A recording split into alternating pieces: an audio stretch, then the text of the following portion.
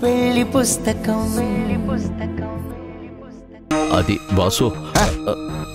ఏ ముహూర్తాన వచ్చిందో కానీ జీవితంలో ఒక్క పూట కూడా ఆనందంగా ఉండే ఛాన్సే లేకుండా పోయింది. నీ ఆనందాన్ని నేనెప్పుడు దూరం చేశాను?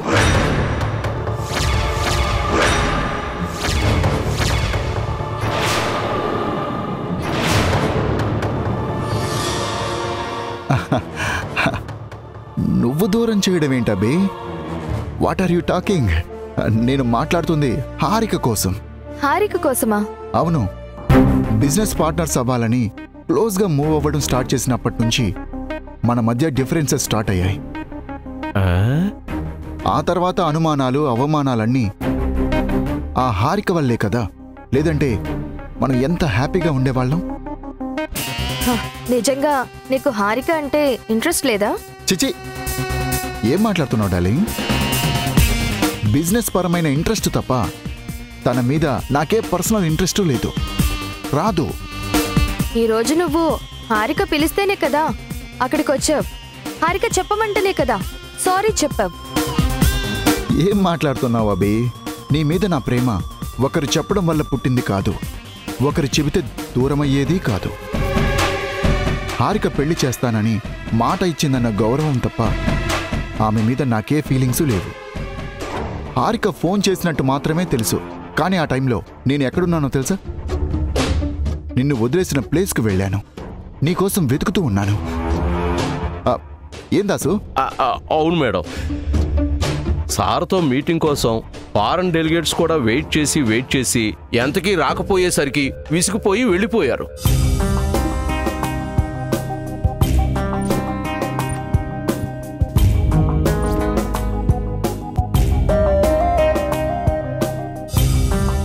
అభి, నువ్వు కోరుకున్నట్టే మన పెళ్లి జరగబోతోంది. ఇంకా ఈ డౌట్లు ఫైట్లు ఎందుకు చెప్పు? కళ్యాణ్ మాటల్ని ప్రవర్తనని నమ్మకపోయినా హారిక చేసిన ప్రామిస్కి విలువివ్వాలి. ఏంటభి, ఇంకా నన్ను నమ్మడం లేదా? అక్కడంటే హారిక ఉందని సారీ చెప్పాను, ఇప్పుడిక్కడ నువ్వు నేను తప్ప ఎవ్వరూ లేరు. ప్రేమగా నీ కళ్ళల్లోకి కళ్ళు పెట్టి చూస్తూ సారీ చెప్తే నమ్ముతావా? Thank you my princess. మన మధ్య ఎంతమంది వచ్చినా వాళ్ళంతా పాసింగ్ క్లౌడ్లా ఉండాలి తప్ప ప్రాబ్లంగా మారకూడదు, ఓకే? నువ్వు వెళ్ళి రెస్ట్ తీసుకో.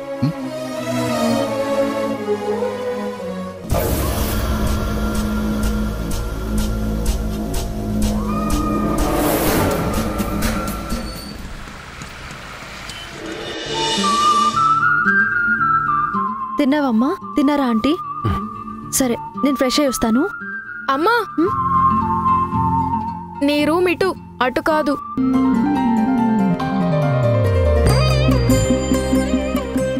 అప్పుడే మర్చిపోతే ఎలాగా? గుర్తు చేయడానికి నువ్వున్నావు కదా. గుర్తు చేయడం కాదు, మీ ఇద్దరు ఫ్రెండ్స్లా ఉండాలని నేననుకుంటే మీరేంటి ఎనిమిస్లా బిహేవ్ చేస్తున్నారు? ఎనిమిస్ ఏంటి సిద్ధు? అలా ఏం లేదు. అబద్ధాలు చెప్పకండి. ఇంకొకసారి మీరు సరిగ్గా మాట్లాడకపోయినా దూరంగా ఉండాలనుకున్నా నేను మాత్రం ఊరుకోను.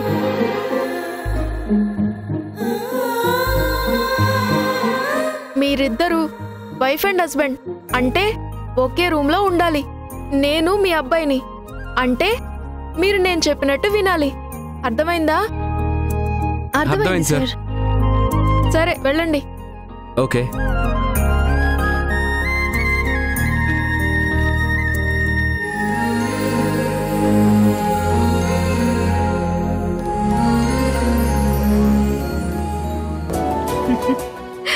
సిద్ధు, భలే కంట్రోల్లో పెడుతున్నావురా వాళ్ళని. నువ్విలా ఉంటేనే కాని వాళ్ళు మాట వినరు.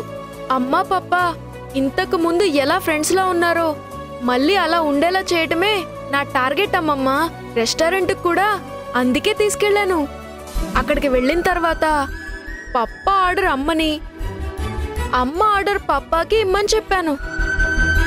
ఇలా ఇద్దరికి మధ్య అండర్స్టాండింగ్ ఉండేలా చేశాను. నా బంగారు తండ్రే, వాళ్ళిద్దరూ కలకాలం కలిసుంటే నాకు ఏ దిగులు ఉండదు సిద్ధు. కలిసుంటారమ్మమ్మా. మా అమ్మ పప్పాల్ని కలపడానికి నేనున్నాను కదా.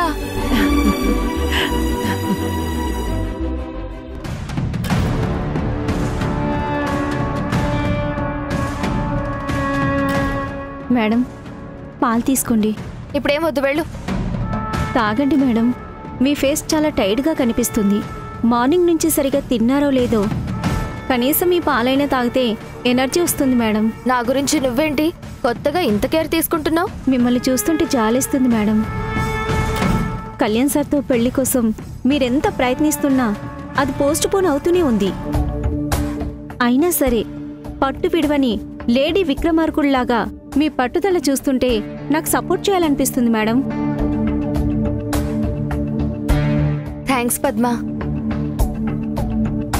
అసలు ప్రాబ్లం అంతా కళ్యాణ్ పెట్టించిన పెళ్లి ముహూర్తం వల్లే వచ్చింది.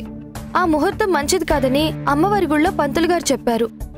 మేడం, నేను కూడా ఈ విషయమే అడగాలనుకున్నాను. మీకు సిద్ధాంతులు వాళ్ళు చెప్పే పరిహారాల మీద నమ్మకం ఉందా? ఆ పంతులు గారు చెప్పినట్టే ఈ పెళ్లి క్యాన్సిల్ అయ్యేలా ఉంది కదా, అందుకే నమ్మకం మొదలైంది. అయితే మేడం, నాకు తెలిసిన ఒక పవర్ఫుల్ సిద్ధాంతి ఉన్నాడు. ఆయన జాతకంలో ముహూర్తంలో ఏమైనా దోషాలుంటే అన్నీ చెక్ చేసి నిమిషాల్లో పరిష్కారం చెప్తారు. మీకు పర్ఫెక్ట్గా సరిపోయే పెళ్లి ముహూర్తం కూడా సెట్ చేస్తారు. ఒకసారి ఆ సిద్ధాంతి గారిని పిలిపించమంటారా? నువ్వింత నమ్మకంగా చెప్తుంటే నాకొకసారి జాతకం చెక్ చేయించుకోవాలనిపిస్తుంది. సరే, పిలిపించు. ఓకే మేడం, ఇదిగోండి పాలు తీసుకోండి. Thank you. సిద్ధాంతో వేదాంతో ఎవరైనా సరే, పరిష్కారం పరిహారం ఏదైనా సరే, కళ్యాణ్తో పెళ్లి జరగడానికి నేనేం చెయ్యడానికైనా సిద్ధం.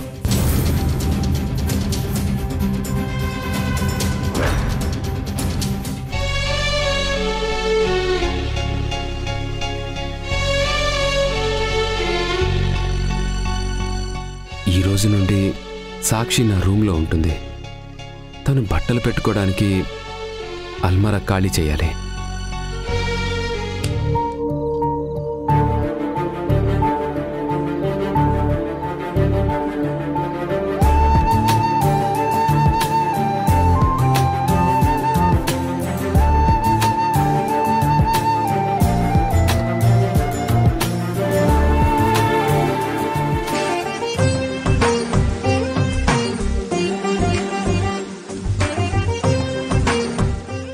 అంటే నీ బ్యాగ్ కింద ఉంది.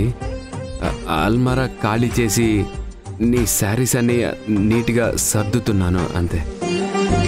అవసరం లేదు, నా పని నేను చేసుకోగలను. ఇంకెప్పుడు నా వస్తువులను ముట్టుకోకండి.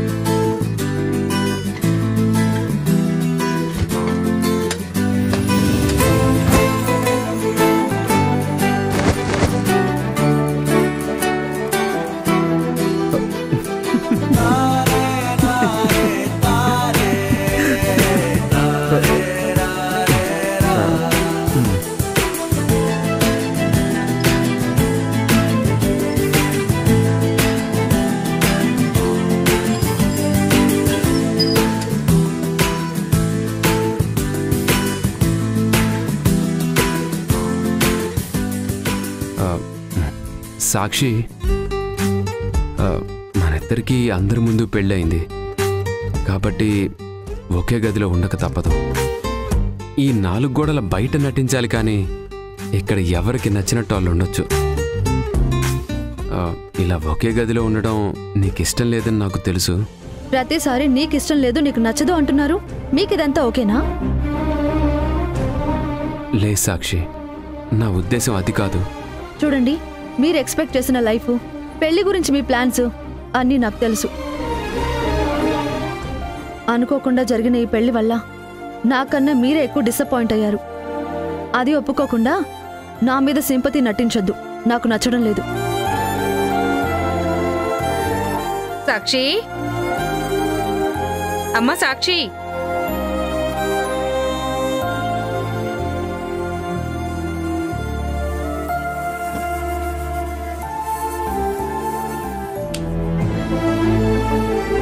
నీళ్లు తీసుకువెళ్ళడం మర్చిపోయావు. ఈ బాటిల్ ఆయనది, నా బాటిల్ కిచెన్లోనే ఉంటుంది. నేను వెళ్ళి తెచ్చుకుంటానులేండి. 2 బాటిల్ ఎందుకమ్మా? మీరేం పరాయి వాళ్ళు కాదు కదా. భార్యాభర్త కలిసి జీవితాన్నే పంచుకోవాలి. అలాంటిది బాటిళ్లు విడివిడిగా ఎందుకమ్మా? మంచినీళ్ళ దగ్గరే కాదమ్మా, ఇక నుండి మాట, ఆలోచన, నిర్ణయం ఏదైనా సరే నీది ఆయనది అని 2 కాకుండా ఒకటే ఉండాలి. ఇద్దరూ ఒకటే ఉండాలి. సరేనండి.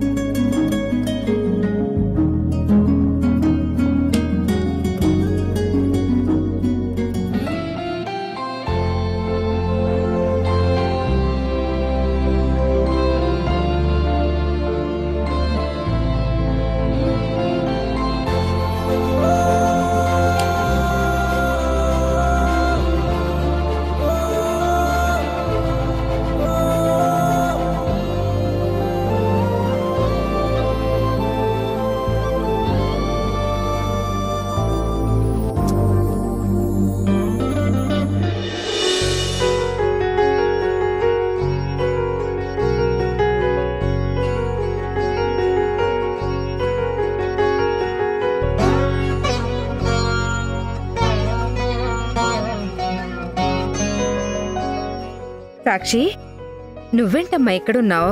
ఏంటండి అలా అడుగుతున్నారు? వంటగదిలోకి నాకు అనుమతి లేదా ఏంటి? అనుమతిని కాదు సాక్షి, కొత్త పెళ్లి కూతురువు కదా, నీతో ఇలాంటి పనులు చేయించకూడదు. ఇదేం రోలు? నేనెక్కడా వినలేదు. నువ్వు విన్నా వినకపోయినా ఇక నుంచి పాటించాల్సిందే. ఏవైంది మీ ఇద్దరికి? ఎందుకంత వింతగా ప్రవర్తిస్తున్నారు? మేం కాదు, నువ్వే వింతగా చేస్తున్నావు.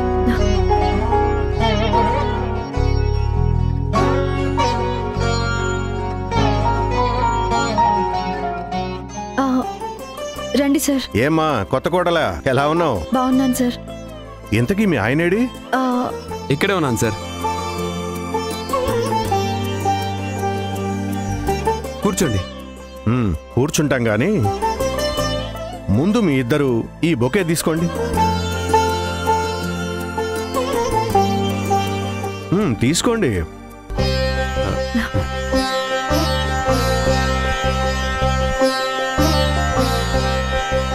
కంగ్రాట్స్ నందు గారు. Thank you. కంగ్రాట్స్ సాక్షి గారు. Thank you. ఏంటమ్మా శివంగిలా ఉండేదానివి పెళ్ళైన వెంటనే సిగ్గుపడుతున్నావేంటి? ఏమయ్యా అప్పుడే భయపెట్టడం స్టార్ట్ చేసావా? నో సార్, నేను భయపెట్టడమా? నందు గురించి తెలిసి కూడా అలా అడుగుతారేంటి డాడ్? ఏమోనమ్మా, సాక్షి గురించి తెలిసినవాణ్ణి కదా, ఇలా సైలెంట్ గా కనపడేసరికి డౌట్ వచ్చి అడిగాను.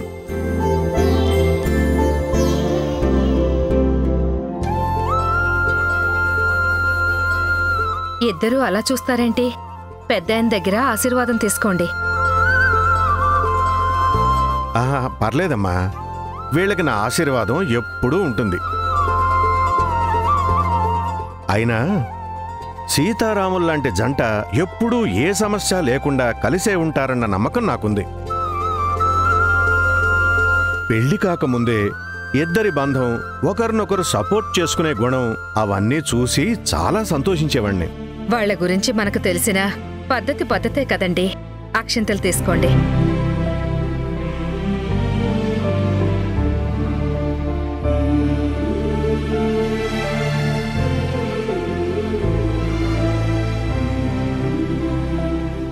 ఏంటి అలా చూస్తున్నారు? వెళ్ళండి.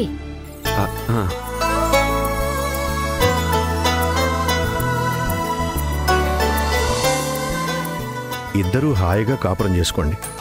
సుఖీ భవ.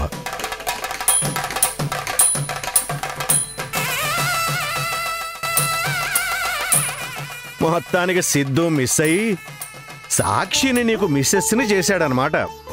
అంతేనా హీరో? అవును తాతయ్య. నందు, నీ కొడుకు వయసులో చిన్నోడు కావచ్చు, కానీ ఆలోచనలో మాత్రం మనతో సరిసమానంగా ఉంటాడు. నా ఫ్రెండ్ అంటే ఏమనుకున్నారు మరి?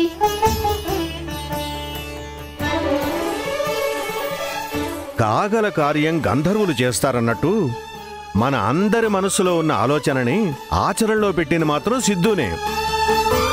పెళ్లికి సంబంధించి ఏ క్రెడిట్ అయినా ఎలాంటి పొగర్తైనా సిద్ధుకు మాత్రమే చెందాలి. మా అమ్మ ఎప్పుడు మాతోనే ఉంటుంది తాతయ్య. అది చాలు మాకు. వేరే పొగడ్తలు ప్రైజులు ఏమీ వద్దు.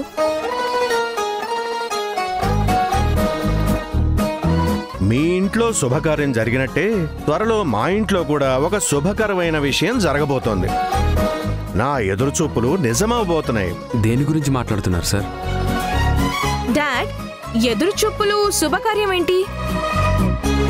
పెళ్లి కావాల్సిన పిల్లవి. ఆ మాత్రం అర్థం చేసుకోకపోతే ఎలాగమ్మా? నీకు పెళ్లి చేయాలని చూస్తున్నట్టున్నారు. అవును, అదే అదే. పెళ్లి గురించి నా అభిప్రాయం తెలిసి కూడా ఎందుకు ఇలా మాట్లాడుతున్నావు డాడ్?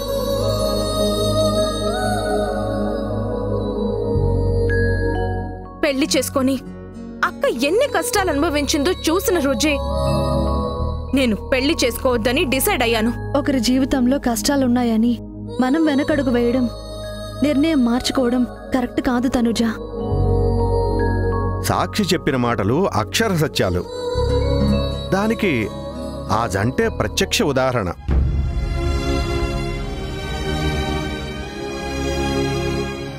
అభిలాష తప్పు చేసిందని జీవితంలో పెళ్లి వద్దనుకుంటే సిద్ధుకి సాక్షి అమ్మగా మారేదా?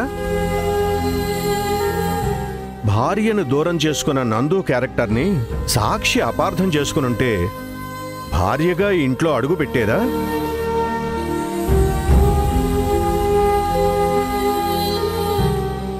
పెళ్లి కాకుండానే ఒకరినొకరు బాగా అర్థం చేసుకున్నారు. ఆ తర్వాత చిన్న చిన్న ఇబ్బందులు వచ్చినా సర్దుకుపోవడానికి సిద్ధమయ్యారు. కాబట్టే ఇలా జంటగా కలిశారు.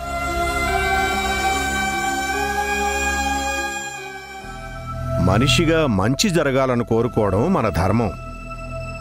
ఆ తర్వాత అంతా పైవాడి దయ. మీలాంటి మంచి మనుషులకి దేవుడు కూడా మంచి చేయాలనుకుంటాడు సార్. అందులో ఏ అనుమానం లేదు. ఓకే నందు, మేం బయలుదేరుతాం. అలాగే సార్. వస్తామమ్మా. మంచిదండి. Congrats once again. Bye. Bye. Thank you. Bye Teddy. Bye Siddhu.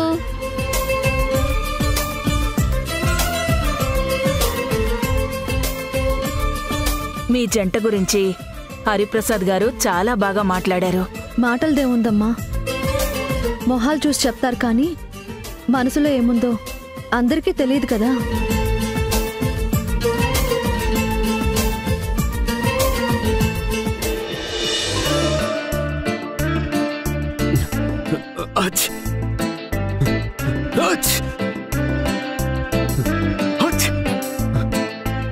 ఏమైంది పప్పా? తెలీదురా, వరుసగా తుమ్ములు వస్తూనే ఉన్నాయి. నైట్ ఐస్ క్రీమ్ ఎఫెక్ట్ అనుకుంటా. మార్నింగ్ నుండి నార్మల్ గానే ఉన్నావు కదా. నాకు తెలిసి ఇది ఐస్ క్రీమ్ వల్ల కాదు, ఏదో అలర్జీ అనుకుంటా. ఉండు, అమ్మకి చెప్పి మెడిసిన్ తీసుకొస్తా. అమ్మా అమ్మా. ఏమైంది సిద్ధు? వరుసగా మా పప్పాకి తుమ్ములు వస్తూనే ఉన్నాయి. ఏదైనా టాబ్లెట్ ఉందేమో అడుగుదామని. తుమ్ములకి టాబ్లెట్ కాదురా, ఆవిరి పట్టాలి. పద పద. ఎక్కడికి? మీ పప్పాకి ఇవ్వడానికి. ఇలాంటి పనులు చేయడానికి అమ్ముంది కదా, నువ్వెందుకు అమ్మమ్మా? అమ్మ సాక్షి, అల్లుడు గారికి తుమ్ములొస్తున్నాయంట. ఈ వేణీళ్ళు తీసుకెళ్ళు, ఆవిరి పడతారు. నేను అవునమ్మా, పప్పాకి తుమ్ములు ఆగడం లేదు. తుమ్మి తుమ్మి ముక్కు ఊడిపోయేలా ఉంది. తొందరగా తీసుకెళ్ళు. రమ్మా.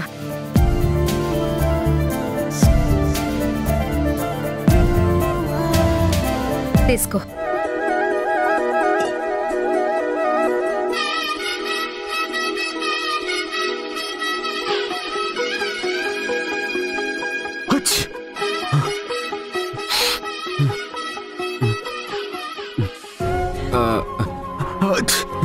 ఏంటి? ఆవిరి పట్టడానికి. వద్దంటావేంటి పప్పా? కోల్డ్ కదా అని లైట్ తీసుకుంటే చాలా సీరియస్ ప్రాబ్లం అవుతుంది. అవును బాబు, అసలే టీవీల్లో రోజుకో రోగం గురించి చెప్తున్నారు. మనం ఎంత జాగ్రత్తగా ఉంటే అంత మంచిది. నాకు ఆవిరి పట్టుకోవడం రాదండి. ఏదో క్లోజ్డ్గా సఫకేటింగ్గా ఊపిరాడకుండా చాలా ఇబ్బందిగా ఉంటుంది. నీకే ఇబ్బంది లేకుండా అమ్మ హెల్ప్ చేస్తుందిలే. సిద్ధు, ఆ బెడ్షీట్ పక్కకు తీ.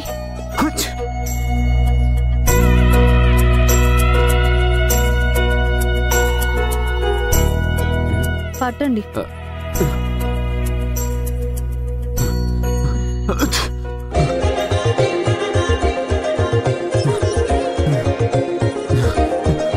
అయ్యో బాబోయ్, నా వల్ల కాదు, నాకు ఊపిరి ఆడట్లేదు.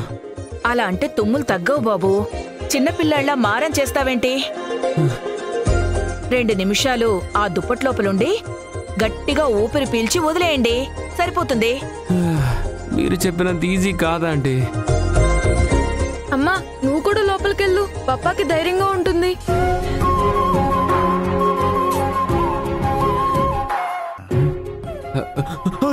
ఏం మాట్లాడుతున్నావు సిద్ధు?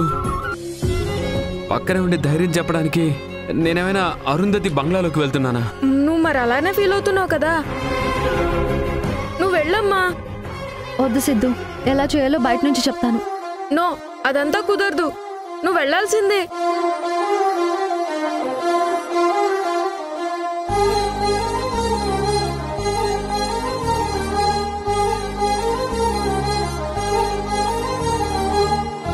వెళ్ళమ్మా. ఆవిరెలా పట్టాలో పప్పాకి చెప్పు.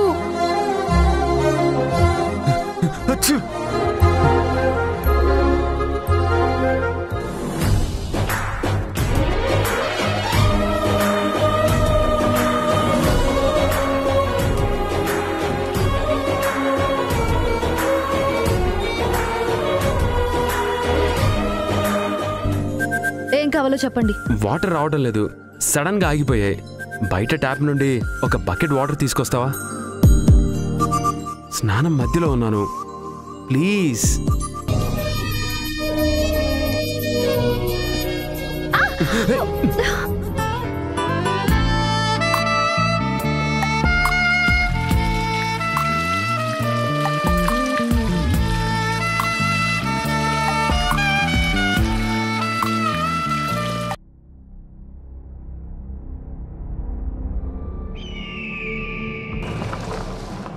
నువ్వు దయ్యాలున్నాయని నమ్ముతావా?